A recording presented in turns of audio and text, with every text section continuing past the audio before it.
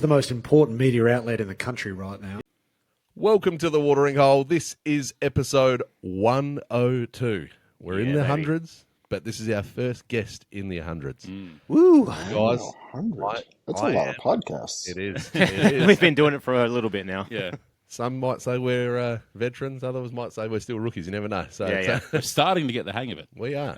Maybe. But we are super excited about this next guest. I'm really pumped about this one. Yeah.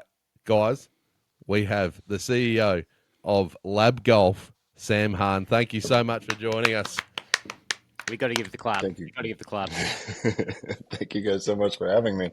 Forgive the unreasonably intimate setting in my bedroom here. My girlfriend's having a meeting upstairs, so Looking very relaxed there, Sam. I like it. I didn't think we'd be going straight to your bedroom in the first episode, but that's all right. Whatever works. I don't play around. Let's do this. Straight to business. On that note, we've got at the start of every episode, we have the hot crack. Now, we're recording this very early AM Adelaide time, but it is 5 o'clock somewhere, and that somewhere is where you are. So we're going to go ahead and crack our first beer for the day. So Thank you, Pirate Life. Love it. There you go. Sponsor's obligation, you know what I mean? We got to do it, but no, we love a tasty beverage in the morning. Yeah. Sam, we've got a lot to talk about. You know, we're gear, like we love gear. We love the golf gear, the buying gear, and all that sort of stuff. Me but too. a lot to cover off. But we'll start at the beginning. How did you get into golf in the beginning? My dad taught me how to play when I was young, and I always loved it. I always really, really liked it. When I was in like junior high and high school, I was more into music, so I didn't really like go, full tilt psycho on golf until I moved out to Oregon. I grew up in Chicago, and I moved out to Oregon in my 20s, and then my first place was right next to a dog-friendly golf course, and I had an awesome pup named Bear, and so I just started playing again as an excuse to run him around. Yep. And that's when I just met a couple of like-minded fellows who were actually really good at golf. And if you guys are players, I mean, you know that's how you get good is playing with people that know what they're doing. And Yeah. so yeah, I was like probably about an 18 handicap when I was 21, 22, and then I was a scratch player 2 years later. Wow. And just went full tilt psycho on the whole game, and yeah. Was it were you playing all the time? Were you finding that you were getting out? Every day, all day. I've been in the bar and music business my whole life, and so I had nothing but time during the day. I didn't work at all during the day. So, and this place was truly a 6-minute walk from my house. The venue that I used to work for at the time, the head pro at this Muni, Laurelwood, was a frequent at Lucky's, and so I'd buy him a few beers. He'd let me go golf, and yeah, I just used to go around and around and around, and it was a 9-hole course, but really super tricky. It's like very, very hilly. There's not a flat lie on the entire course. The greens are severely sloped and super tiny, and I didn't realize it at the time, but as I look back on it, I mean, it's a pretty awesome place to learn. For all those reasons. It's just hard, like for all the kind of annoying reasons. And so you get good at managing uneven lies, and playing 8 inches of break on a 5-foot putt, and it's just it was a really cool spot. You touched on something there that I want to kind of dive in a little bit deeper on. The music background, the previous career. Now, the three of us are from a music background as well, so we've all played in bands throughout our lives, and then come to golf from music, basically. So we've retired from band life. Both very amateur, right? Yeah. Tell us a little bit more about the music career. What you were doing? Were you actually playing in bands as well? Oh yeah, I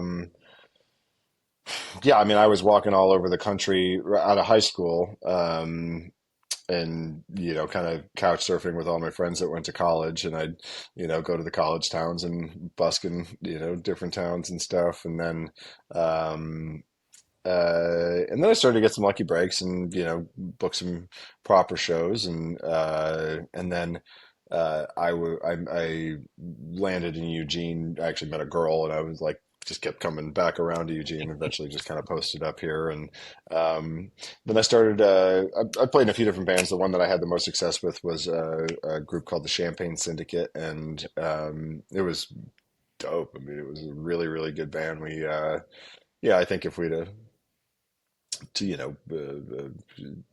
moved to L.A. or honestly any big city or something like that, we might have had a shot at the big time. But it was fun. We were popular around here. It was big, anywhere from an 8 to a 12 piece kind of funk swing band, bunch of horns and singers and stuff. And we're a great party band, so everybody was always happy to come see us and do some dancing. And I did that for a long time, and then we toured the country a couple times, and then. Booking tours is a pain in the butt, and but I was fairly adept at it just from dealing with my own stuff. So I parlayed that into a booking agency, and I started booking tours for other bands, and then I started doing some talent buying for some festivals and different venues around town here. And then eventually in 2012, I opened up my own place, which I still have, the Blair Alley Arcade, which is a vintage arcade, but also a venue. We got a big outdoor stage and then an indoor spot as well. And, Sweet. it's pretty sweet. All right, Lab Golf. Now, how did you come to be involved with Lab? So it was 2017, and at this point, I'm a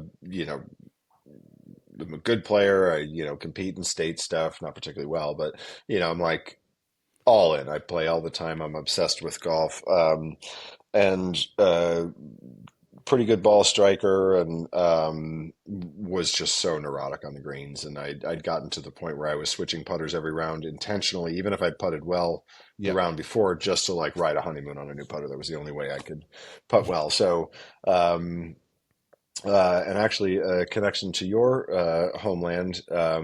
So Bill Pressey is the guy who invented the technology. Yep. And Bill's dad is Australian. So he got involved with the company with Bill. And so there was a tiny little, couple of sparks in Australia with at the time it was called Directed Force. Yep. The coach who worked out at Emerald Valley was a guy named Bob Duncan, wonderful man. And he just took a trip to go see an old friend of his, and they played Barnbogle. Barnbogle. Yep. And then made a couple stops around, and ended up linking up with William Pressey, who had the Directed Force Reno 2.1, brought it back to the States, and said, you got to see this. And I looked at it, and like most people who saw the 2.1 when it first came out, I blew snot out my nose and said, I'm desperate, but not that desperate. And he insisted I give him 9 holes, and I one putted the first 7 greens, and I actually ran into a group, and you just drove on in and was like, sign me up. So I bought one on the spot, and then I went from, at the time I was a 1, and 6 weeks later I was a plus 3.5. It was the best golf I ever played in my whole life.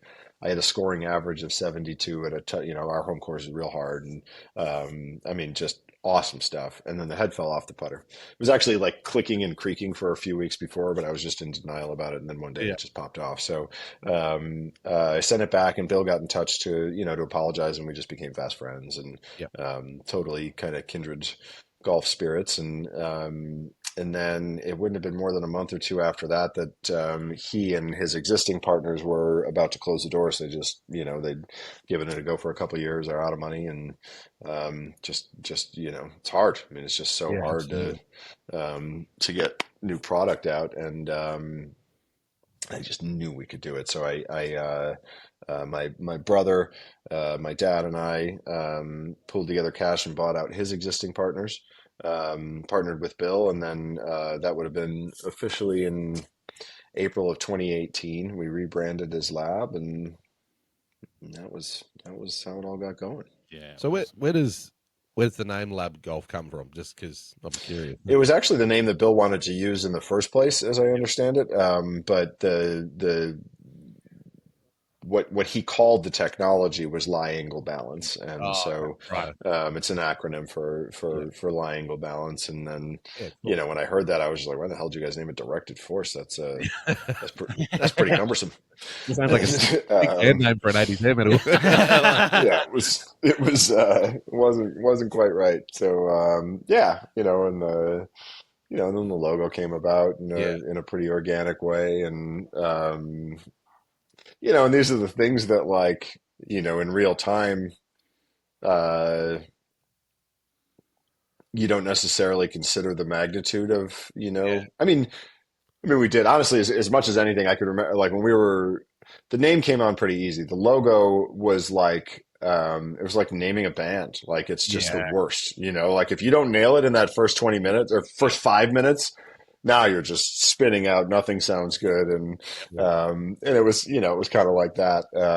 But, in the moment, you don't necessarily realize how big a deal it is or how big a deal it might be. And as I look back on it, like, Lab's a badass name, and that logo is awesome. And, and it served us really, really well, and kind of caught one of many, many lucky breaks there. Yeah. The technology itself behind L.A.B, could you talk us through, like, for people listening as well, like how exactly L.A.B differs from other putters on the market? Yeah, I mean, put it incredibly simply, one hand is a putter that stays square by itself, and then the other one is one that doesn't. It's not super complicated. Um, Going a little deeper, for the golf nerd listeners, like most of us have certainly been very familiar with the narrative around face balance or toe hang, and you go for a putter fitting, and a huge part of that fitting is ultimately determining which torque profile is going to suit you better. And I can talk at length, if you want, about the what we've now discovered about how just patently false that whole narrative was, and why those of us who have gone to putter fittings ultimately, like, still ended up right back where we started. But perhaps a story for another time. But ours, Bill came up with a technology that the putter head doesn't have a bias other than forward where you're trying to hit it. So as far as kind of how to think of it, every other putter you've ever used, you got to keep it square. Yep. And with L.A.B, you let it stay square. So if you just kind of get out of the way and let the putter head do its thing, you're going to have an easier time squaring up the putter face at impact. It doesn't make the putt for you. It's not like some gyroscope that automatically, squares the thing up in real time. But it does. It absolutely does just make it a little bit easier to start the ball. Eliminate the mistake. This might sound a little ignorant, but like, how, like, when you're coming up with that, or when that's like coming up with the technology to do that, it seems so obvious, right? That you're wanting it to stay square, right? So was it like, Right. where it was just like a light bulb moment to you guys going? This is gonna be I mean, again, it wasn't me. I didn't invent it, but Bill, as I understand it, the moment it was incredible. I mean, it was a full on Edison moment with a key and a light bulb where. So he. I have a golf club here. Hold on. I love this. Yeah. Show and tell. So at the time he was this is before the anchor ban. He was doing, forgive my pickle Rick and Morty PJs. it's 5 o'clock. It's Friday. It's time for a comfort pant. This- So he was doing You could definitely do this. Yeah. So he was doing a tricep lock. So this is pre-anchor ban. So some people were putting the grip all the way up the forearm and on the outside of the forearm or the tricep there, and putting this way. So he kind of like stands up and sees that the putter head just kind of goes like that. Yeah. Just flopped open. So these are just one of those things. Like, I mean, I don't know about you guys, but for me, I mean, the number of times that I, would struggle with the putter round, and I go back to the, putting green after the round and be like, if I just grip it real soft and be real steady, like this thing should arrive back at square. And like, I fully just assumed, I assumed that putters did Yeah. what L.A.B does, Yeah. before I, got that kind of window into the torque profile. So Bill, the putter flopped open. He's like, that's not right. So he built the first revealer. And for, for your listeners that don't know, definitely go to our website and check it out. It's hard to explain auditorily, but it's a device that allows the putter to just sort of hang freely at the top. And where you can't manipulate the face at all. It's just going to do what it's going to do. So he built the first revealer out of a crutch and some fishing wire. And like me, he had a million putters, and he just started hanging putters in there and, suspending it on the inclined plane to see if there was such a thing as a putter that, just sat square at address, let alone stayed square throughout the stroke. Yep. Couldn't find one. So he grabbed, it was a Baby Ben. It was a Bettinardi design when he was with Hogan.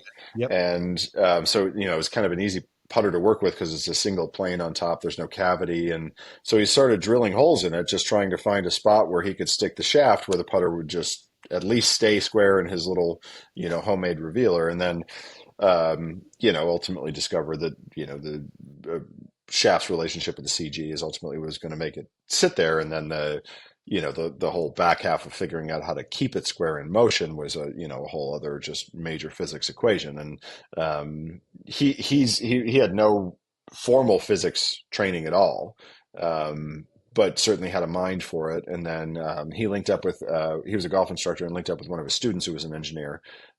Together they worked to actually iron out the physics and write the patent and all that. The light bulb moment of when you're keeping you're trying to develop basically keeping the face square, to then developing that and manufacturing that. How hard or how difficult is that?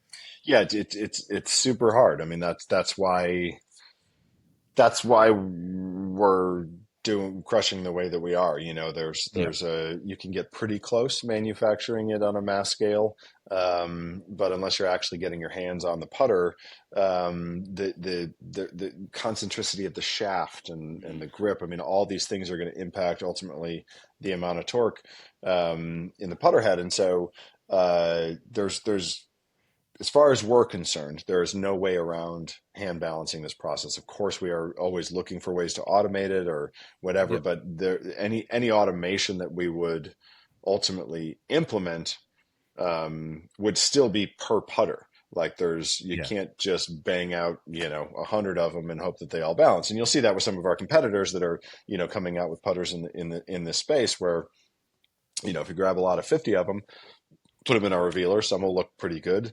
some will look okay, and some will look really bad. And these are just the simple physical realities of manufacturing this technology. You got to get your hands on it, and that's ultimately why it's so expensive. And I hate it for you guys too. Just like by the time you order up a custom putter from L.A.B and have it ship all the way to Australia and pay the duties, like it's a lot.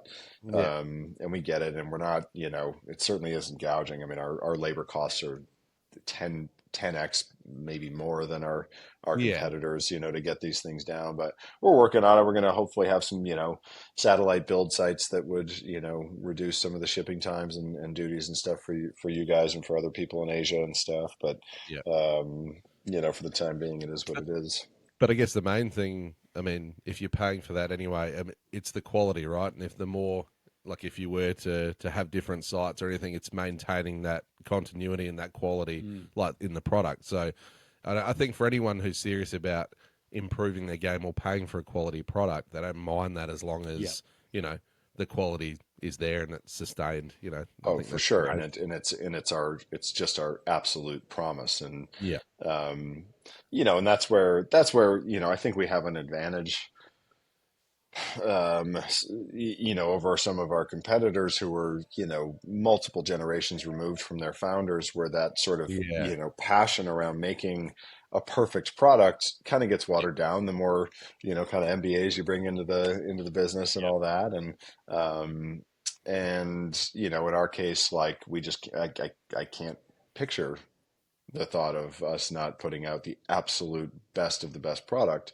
particularly for the price that people are paying. I mean, it's just got to be perfect. And we've got an outlet store So like when, something gets screwed up, the, tiny little ding or a scratch Yeah. on one of the screws or we miss the spec or whatever, we just don't ship it. We don't ever ship anything other than perfect to the extent Yeah. possible. Obviously we make mistakes here and there, but when we do have one of those, we put them in this outlet store, which is labgolfoutlet.com. It's totally worth checking out because if you know your specs, Yeah. check it every morning because we upload putters there, every day, and they go really, really quick. And especially right now with our long lead times, if you find one in your spec, we ship it the next day. So Yeah, beautiful. I was going to say, so do you play guitar?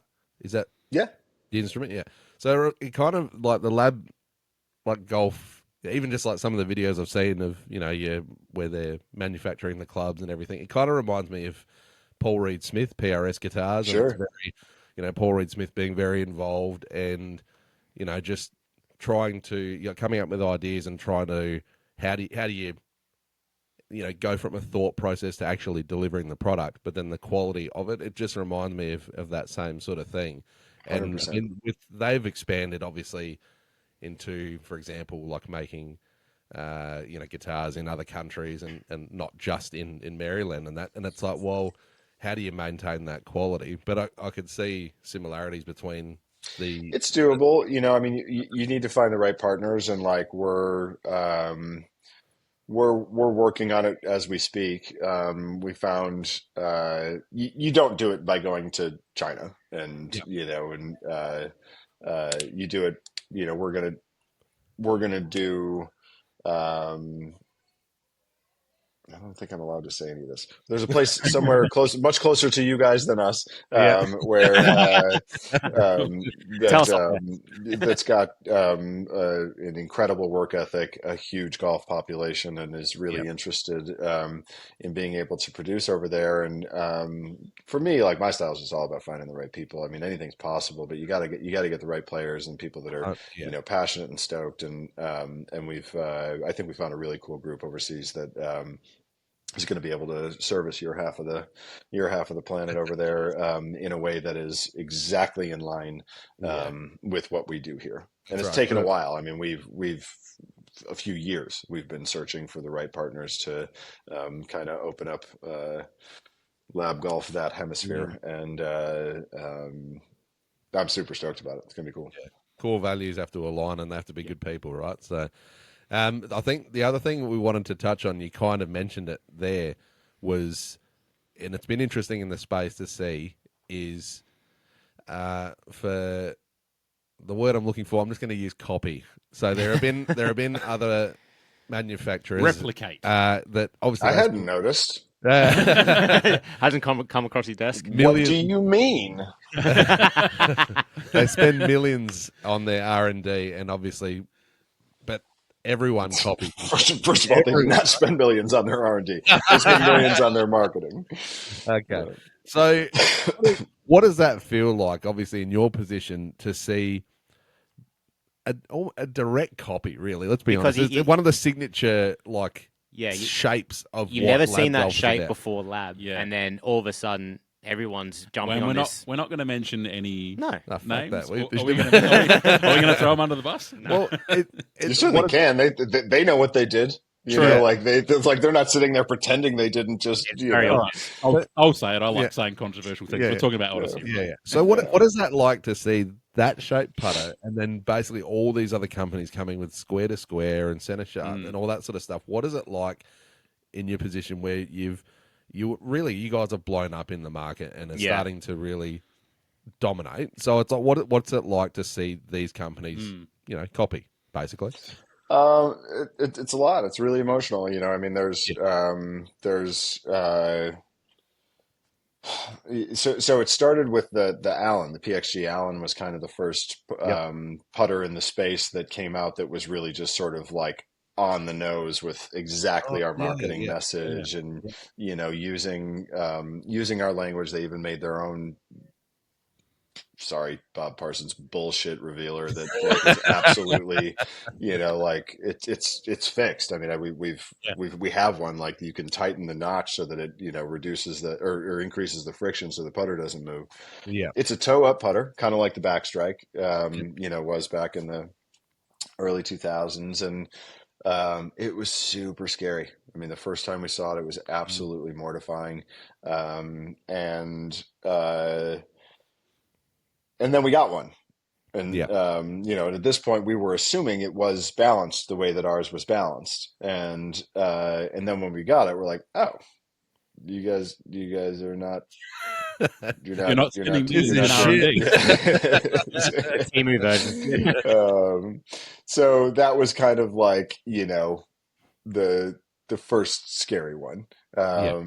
And then we started hearing about the Odyssey one, and that made us really nervous and particularly frustrating because like I had talked to Odyssey. I mean, when I got the company, like, that was the plan, was like to sort of introduce it to the world and make sure that the world knew what it was and what it was about, and then call up one of these big OEMs and say, look at this badass tech that we have patented and, that we'd be happy to sell to you. And so I had talked to Chip Brewer and Sean Toulon when, that was all going down, and they were nice at the time. They definitely considered it. They ran it through, whatever part of their process. We never actually got to like, anything serious or letters of intent or anything like that. Yeah. And then, ultimately they were like, we just kind of got too much going on.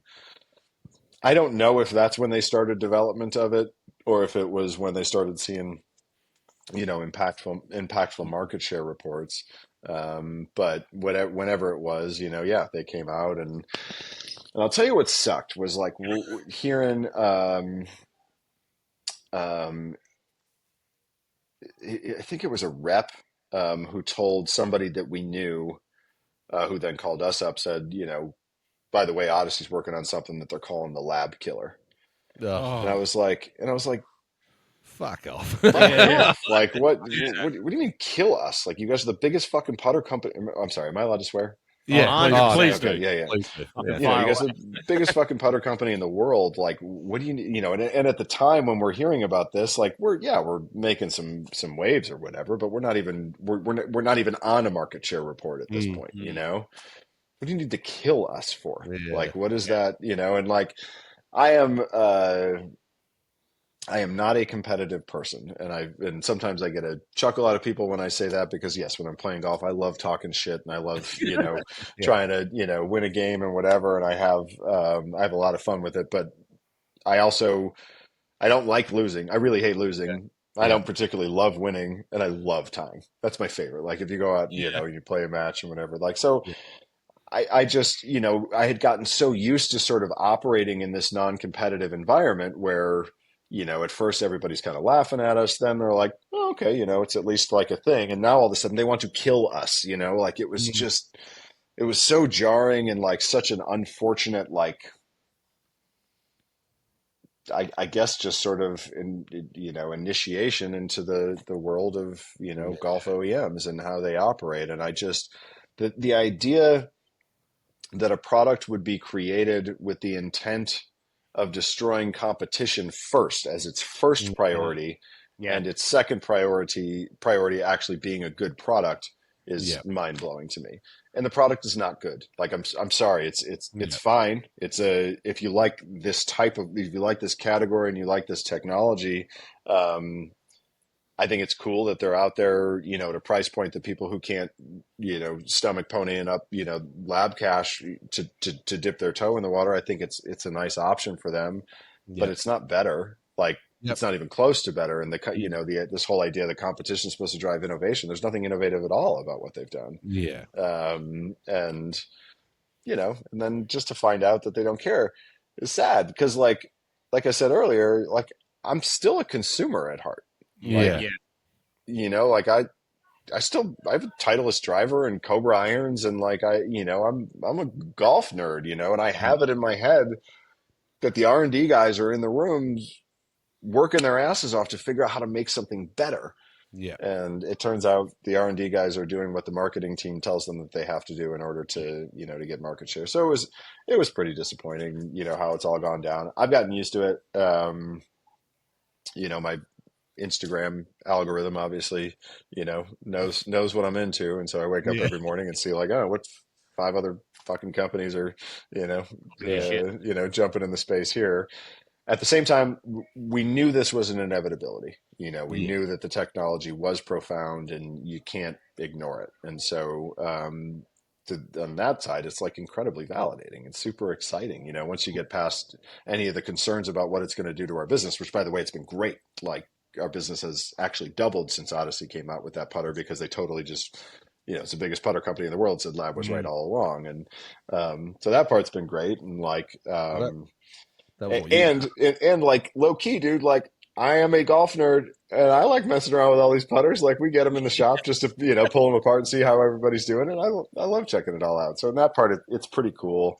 And as long as I think we stay true to just being very intentional about innovating instead of, you know, reacting to the market, I have no concerns about Lab and its, you know, sustainability as a company.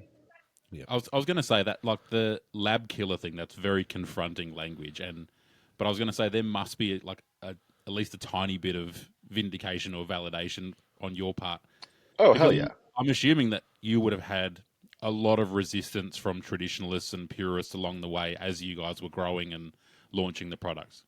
Oh, I mean, it's certainly like within the actual OEM scene. Like, you know, I was the one that was out on tour at first. You know, I went out there and, you know, bring the staff bag out and try and get them in players' bags. And like, they literally laughed at us. Yeah. Like they would literally, I'd be across. I never went near them. I always like parked on the other side of the green, and mostly because I knew other pros didn't want to be seen trying it. So I knew the only chance that I had was, you know, being in the dark corner. But like they would literally point and laugh, you know, and I'd overhear conversations of, you know, what's this fucking clown doing out here and shit like that, and you know, and then here they are, you know, 6 years later. Shamelessly coming out with, you know, the Odyssey that, you know, that you guys are talking about, the Max that they call it, you know, that's the same exact shape as the DF3. Like the guys who actually are out there on tour and the R&D guys, like they weren't proud of that. Like I don't, you know, I don't think that they liked doing that. I think they were pretty embarrassed about it. So yeah, it's super validating. And now that I've gotten like more comfortable in this sort of competitive environment, mostly it's like kind of fun, you know, like everybody's got their own take on it. And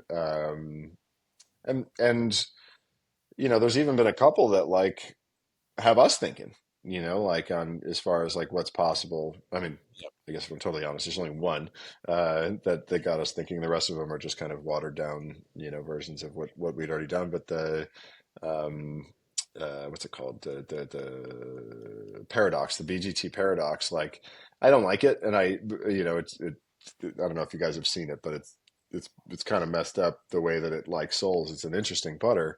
Yep.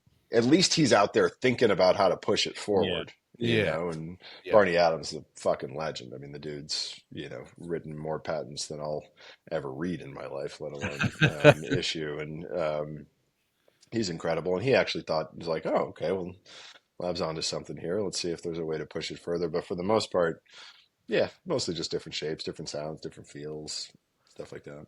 Yeah. So then let's go into the space of like the influencers and the people that are using the content creators, the putters. I guess because it just started popping up. Really, well, there's a story that we want to refer back to that we've heard you talk about. But I probably wanted to go to the influencers and the people using it. So obviously, there's people like we spoke with Mason Nutt who said, "Hey, reach out to Sam. He's the best," you know, like, and speak to him about it. You know, guys like Grant Horvat.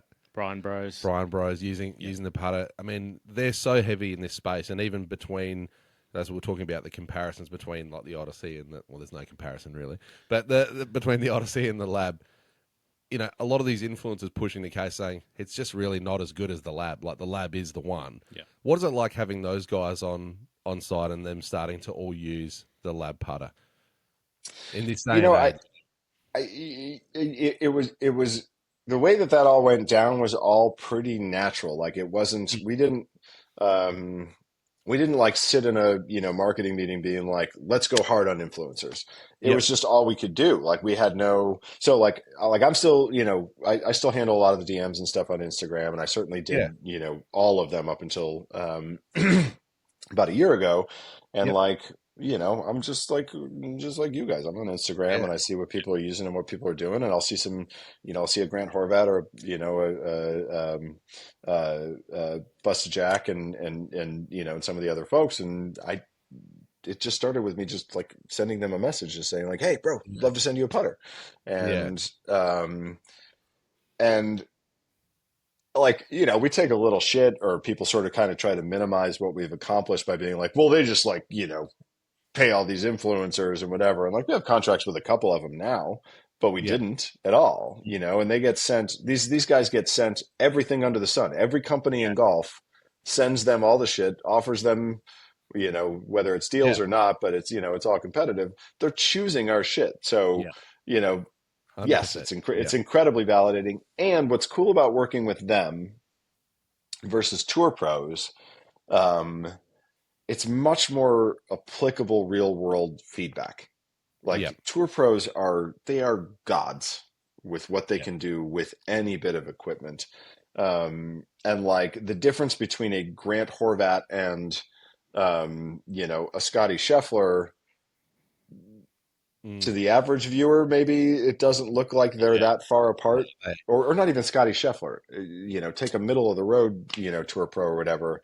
They're unbelievable. They're so good, and so I think people to forget work with that. to work with the influencers, who are good, Yeah. but just like me and you, where they're neurotic and Yeah, they get pissed off at the game and they chuck clubs and they quit Yeah. golf 3 times a week, and to get feedback from them is incredible, and to be validated by them has been huge.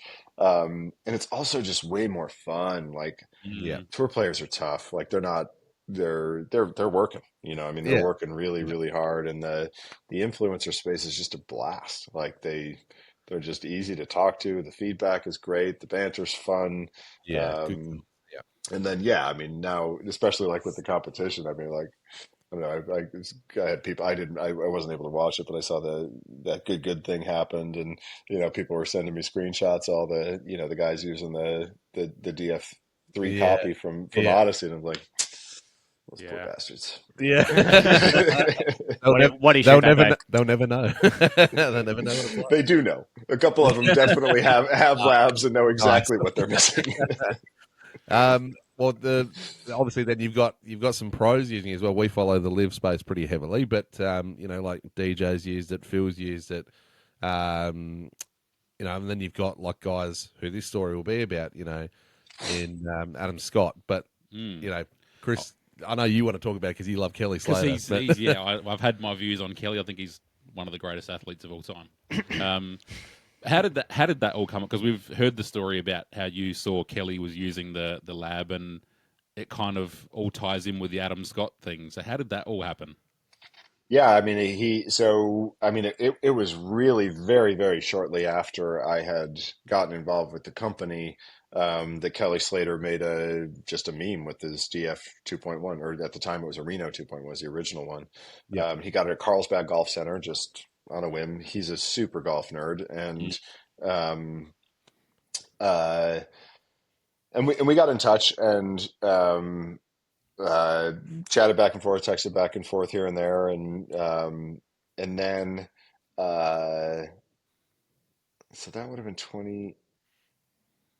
Yeah, so 2018 is when we met Kelly, and then he played with Adam in the AT&T Pebble Beach Pro-Am. It was Adam, Pat Cantley, and I don't know who the other amateur was, but Kelly, I putted everybody, and Adam's certainly not afraid to tinker, as you guys are, well aware. And he has, no ego or vanity issues around equipment whatsoever.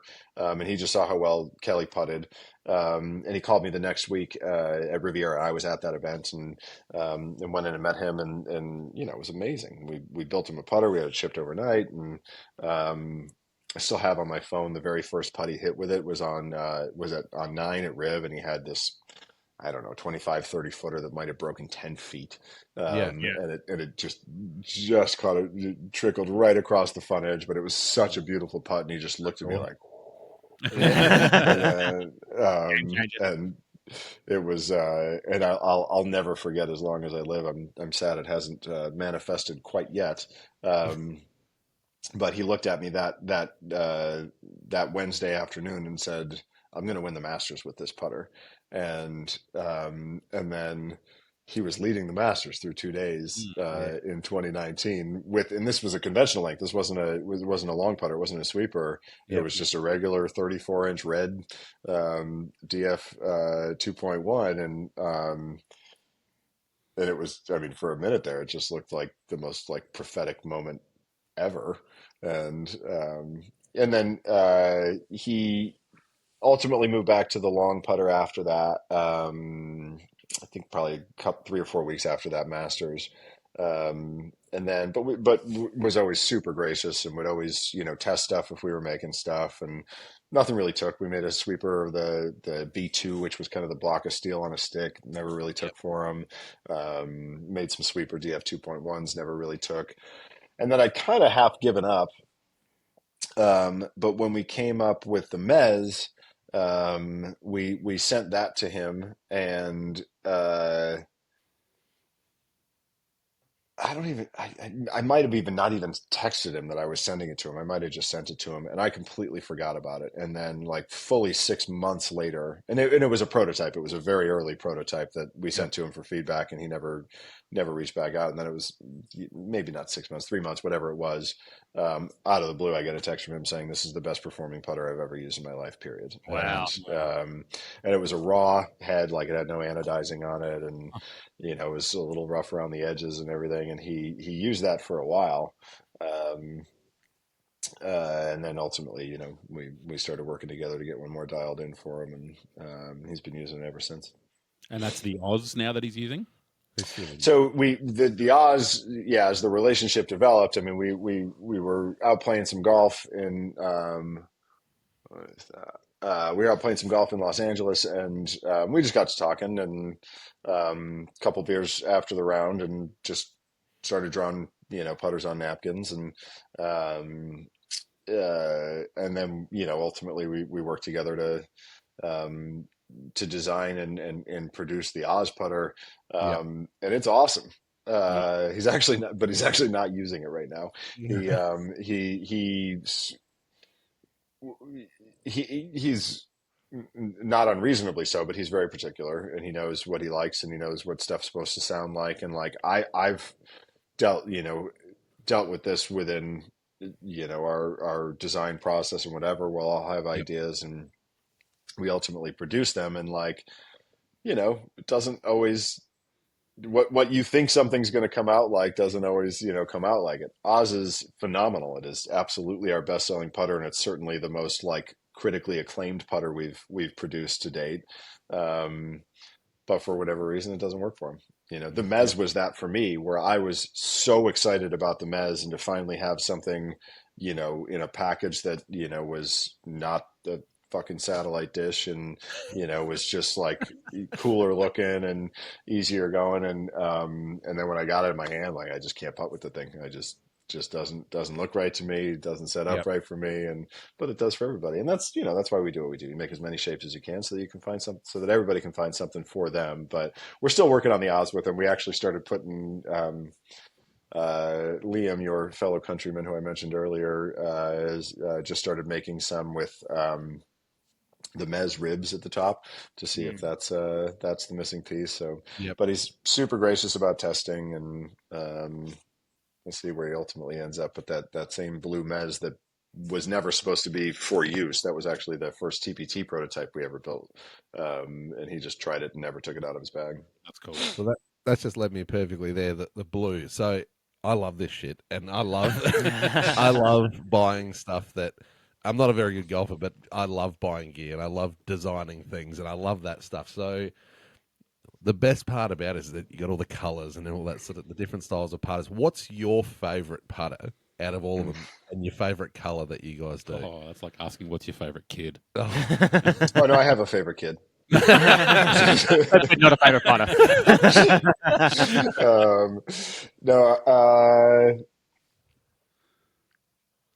So I've noticed something throughout my entire career, even pre-lab. Yep. I've never had success with a putter that I've liked. Yeah. Like, Yes. just it's always the one that like I hit and I'm like, I don't like this thing, but Yeah. God damn it, It keeps works. going in. Yeah. And Yeah. I've made God knows how many cappuccino putters with a white shaft, hoping that it's going to be my putter. Yeah. That And it cappuccino just, is the one. cappuccino's dope. Oh, that is the best. It's really good. I like that one. But yeah, I've never had a cappuccino that actually stayed in the bag and worked works how I wanted it to. That's what I mean. It's so frustrating. I buy all this gear, and then it's the one. Like I buy the most expensive thing, and it doesn't work. And then it's the No, piece of shit that works. I don't get it. But like, I mean most of the. I mean, I use tons of putters obviously all the yeah, time, and particularly like when we're in prototyping mode. I'm bringing 4 or 5 putters out on the golf course, and yeah, but like when it's like time to actually whether it's play a few tournaments or actually play a little money game, it's always the fucking like random beat up outlet store putter that I just happened to grab because I was late for, first tee that works good. Not my yeah, spec, ugly color, yeah, whatever. The green was something that people had requested for a really long time, yep, and I was super opposed to it. Uh, because of the lack of contrast, to green. I just didn't think yep, people would aim it very well. And then we made a Masters putter in green, and when I saw it and I saw the white lines on it, it's like, yeah, there's no contrast for it on the greens, for the head on the greens, but it makes the lines pop like Yeah. boom, Yeah, like it's just kind of all you see. So I actually really like the green, and I've used a few of those, but I don't know. I mean, one of my favorite putters that I use is something that is unfortunately not available because the consumer can't handle putting oil on their putter every once in a while. But I've got a link that's like all kind of oh, oil yeah. canned out, and Cool. I use that one a lot. And one of these days, maybe we'll do a limited carbon release because steel feels so good, but people just lose their minds when they see Yeah, a speck of rust. And yeah. but, I'll spend hours on the website going. Oh, do I want the pink or do I want the I'm green? all about the pink one. The cappuccino is the pink is dope. one. Yeah. Yeah. Pink is great. I mean, they're all great. They're all really, really great. When is this going to come out? This podcast Oh, the next couple of days. Yeah. next couple of days. I don't think I need to keep this under wraps. We're gonna be replacing orange with purple at some point this summer. We did a limited release of the purple last year, Yeah. and it's the most request thing. I don't mean just color thing, Really? like of That's anything we have. 5 times a day, somebody's asking us when we're coming back out with purple, and then we looked at the just kind of the stats on what colors sell or whatever, and like orange is like 4% of our sales. I would have assumed it was much higher because anybody who buys an orange putter is all about taking pictures of their orange putter. So you see a lot of them, but in actuality, nobody buys the orange. Yeah, right. I was going to say, like, what's the most popular color? And I would have thought it would have been orange for some reason, but yeah, I couldn't be more wrong. No, it's at the bottom of the list. Nobody likes the orange. Purple. I don't mind a purple. What was I wish I could remember the sequence. Obviously, black number 1, but that's just mostly because all our stock stuff is black. Yeah. I want to say blue was number 2. Yeah. Do you reckon Adam Scott has anything to do with that, with the blue? Might have something to do with it. Yeah. Bit of influence there. There you go. As Steve mentioned before, we're very lean heavily into the live golf side of things, and we mentioned the players that are using L.A.B or have used L.A.B putters on the tour. What have your thoughts been of live? Obviously, we've gone through the divide, and not to sort of pit you one side against the other because you've got guys on both sides. But what's been your thought of live golf, and maybe from a manufacturer's point of view, what it's been like to work with the league and the players as well? I'll start with the latter half of that question. From a manufacturer standpoint, it's no contest. Like the live is infinitely better to work with. And I mean, like out on the PGA Tour, I mean, they don't treat reps great. I mean, we're at the very bottom of the totem pole of the whole organization, and we're a burden. To be fair, the PGA Tour in general is just so much more chaotic. If I was an organizer of the PGA Tour, yeah, I would understand how, particularly for us early on, when we've got one guy in the field or whatever, like why somebody needs to spend the time to figure out where I'm supposed to be parking my car and whatever. But it's a lot of chaos out there. Everybody's so busy. It's so crowded. It's just really, really intense. And there's so many reps that like the players like just see somebody walking over like just leave me alone. And I get it. It sucks. I mean, we're glorified panhandlers, man. I mean, it's not fun to be asked, do you have a quarter for your 15th time on your your walk home? And so I get it, but and it's nobody's fault that it is that way. Whereas with Live, like, it's so quiet. Most of the guys got their families with them. Yeah. So fewer players, just so much less chaos, and like guys are much more interested. Additionally, most of the guys on Live, are don't have contracts anymore, and so they're pure free agents. And like whereas like on the PGA Tour, let's say there's a guy with a 10 club contract with a major manufacturer. The other 4 clubs, they're still trying to fill. Like, so if you're a Titleist guy with a 10 club contract and the putter's not included in that contract, Titleist is still going to work their ass off to make sure you've got a Scotty Cameron in that bag. So when I go over and I talk to a Titleist staffer who doesn't have a putter contract, wants to use our stuff, the Titleist reps are literally standing right behind me, like with 3 putters ready to go. And it's just a shitty environment. It's just intense. Whereas on Live, it's chill. There's more manufacturers out there now, but I think the ones that are headed out to Live, whether consciously or not, are actively making for a nicer culture, for the reps out there. Players are more accessible. They're more open-minded. So yeah, I don't go to too many events with a staff bag anymore, but when I do some of the Live stuff, just because our normal tour staff are deployed, where with some of the other tours, and I'll go in and swoop some of those up, and they're so much fun. They're just so much fun. As far as like the game, yeah, it's a fuck show, man. I mean, it's such a mess right now, and it's just I don't know who's right. I don't know who's wrong. I know enough about the inner workings of this to suggest there is no hero here, and there is no absolute villain. Both sides are equally responsible for the for this mess. What I will say, I've gotten to know Phil Mickelson pretty well over the last year and a half or so, and I think that he's one of the bravest men I've ever met. And like, he was right about everything, every single thing that he said about the way that the tour operates, and like the issues that existed that ultimately gave birth to Live. Like Live is the lack of accountability on the PGA Tour. Like, Live is the PGA Tour's fault. Like, if they'd innovated their product, if they'd listened to their players, it never would have been a thing. And it's not as though it was just like a quick thing. I mean, these were issues that players on the PGA Tour have been having for decades. And and viewers have been having for decades, and they never innovated their product, and they're paying for it. The tour is also going to figure it out. There's a lot of there's smart people involved. Like, one way or another, I think it just will get figured out. I think as the executive staff on both sides, ultimately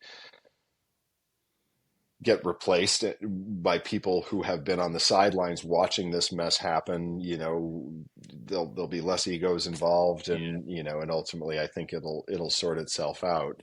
And I want to be clear, like I have mad respect for the PGA Tour. I understand, particularly as my own business has grown, like what Live has, like, it's a lot easier to do. like when you're only doing 12 events a year and you don't have, mad sponsors, crazy sponsors that you have to, acquiesce to their demands or whatever, because it's a self-funded thing. Like, it's a lot easier to do what Live is doing, and what the PGA Tour does is not easy. And remarkable. I mean, when you look at the money that the tour has raised for charity and all that stuff, it's amazing. At the same time, there's big time issues. There's accountability that needs to take place that hasn't yet. And my feeling is that when it does, that's going to be the shift. I think is that as soon as the tour is able to kind of put their ego aside and say we fucked up, and here's how we want to make it right, I think things will start to repair themselves. I think that was a very long-winded answer. I'm sorry. No. I think like you touched on something there. When it does all come together, golf is so huge now, and since COVID, there's been that real boom in golf. Yeah, definitely. I think once we get past this fuck show, as you said, I love that quote. That's a meme right there. Yeah. Once we get kind of past that and everyone comes back together and we find a way for the PGA Tour and Live to coexist, I think that's just going to be a beast. Like world golf will just be a beast when they all like work it out. They just got to figure it out. I think so too. I'll be curious to know if they coexist. If I'm honest, I don't think they will. I think that I think Live will ultimately. I think PIF didn't want Live. Yeah. Live was, derivative of the fact that they weren't able to get involved in the PGA Tour the way they were. Yeah. And they were assholes about the way that they tried to get involved in the PGA Tour. It was, same thing as, doing my best to not get political here. They were not classy or subtle. They were very entitled about the way that they thought that they should just be able to write a check and own the PGA Tour. And it was ridiculous. And that was ultimately what got people so offended.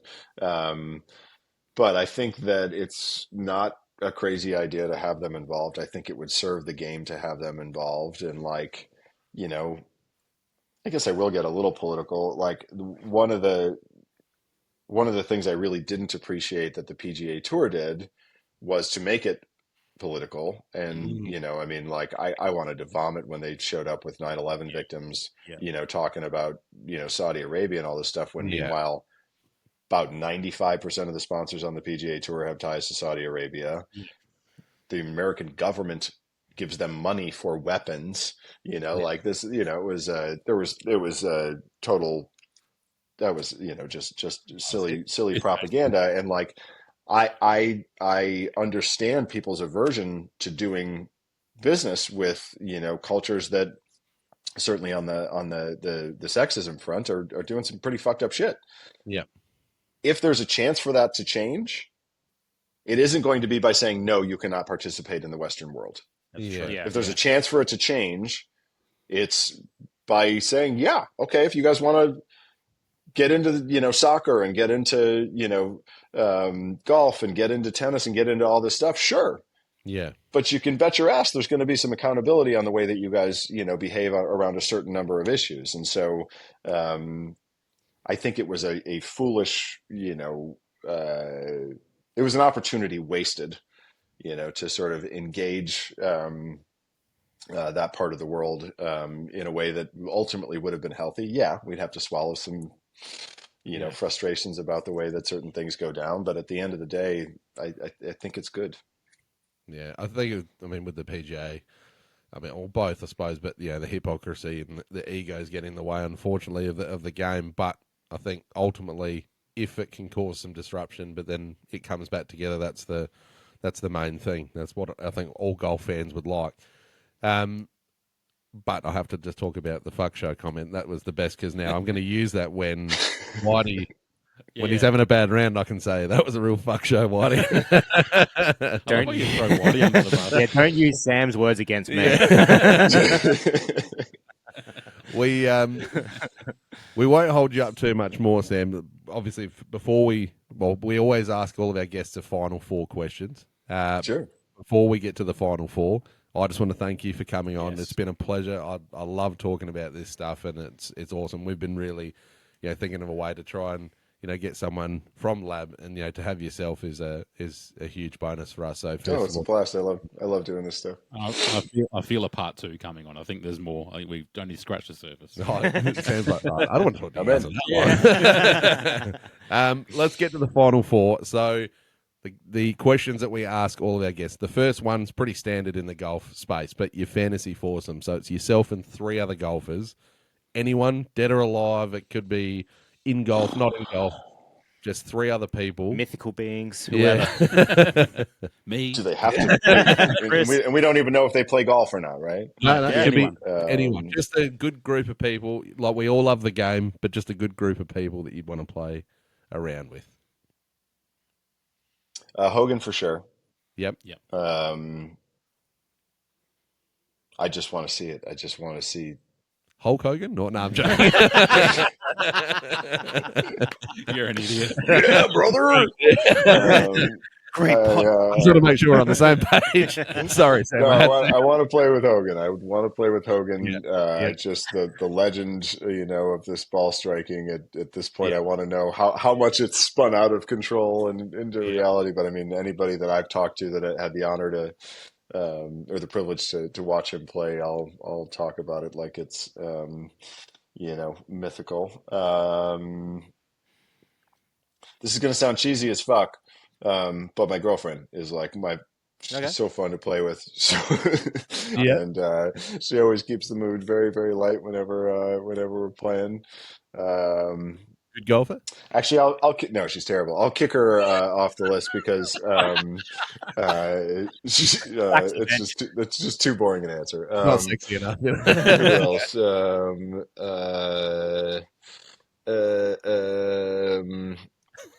I actually have played with him, and he's a blast to play with. Brett Rumford, from down in your neck of the woods there, is one of my favorite characters in golf history, period. Yep.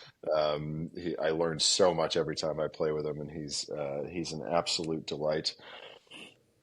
And I am picking golfers. Like, I don't want to fucking play with the president of the United States. Who cares? Who would be the next one?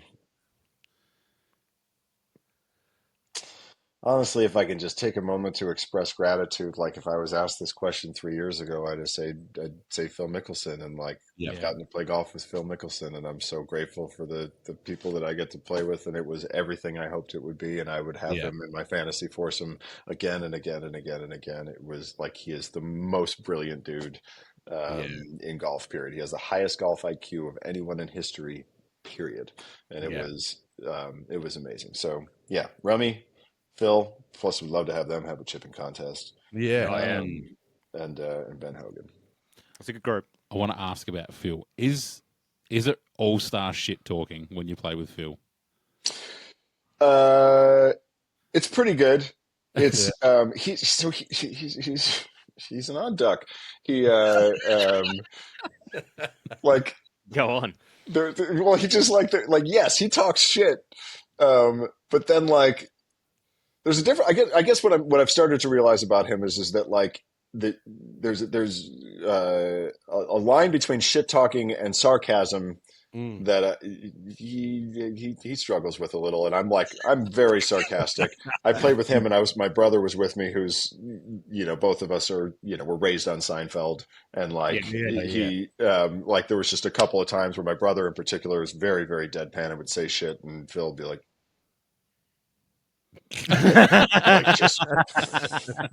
Just flew right by him. But yes, he fucking absolutely throws some incredible zingers in there. My brother was setting up over some pitch over a bunker, and he made some comment. He's like, you might know a thing or two about this type of shot here, and he's like, yeah, let me see what you got going, and my brother sets up and he turns to me, he's just like, fuck. And my brother heard him, and he's like, "What?" He's like, "Well, I look at setup, and yours is a fail." To hear that from Phil Mickelson would be devastating. It makes you feel best. He's so funny, and he's so good. The game we played, there was 5 of us, including him. It was me, my brother, Trotty, TaylorMade Trotty. Oh, Yep. okay. the little British guy, and a pal of his. We're all scratch players. It's four of us. Our best ball versus Phil, and he beat us 4-3. Oh, wow. Wow. He's just good. He's an animal. The favorite course. I'm assuming you've played a few, but your favorite course, either that you want to play or have played. I'll tell you my top 5. Actually, I did this. I made the actual list. Is 5 the best, or is 5 the? No. Well, I'll start at 5 then. Yes, I'll All start at number 5 is North Berwick Yep. in Scotland. Number 4 is Pasatiempo. Yep. Number 3 is Fisher's Island. You guys heard of Fisher's Island? No.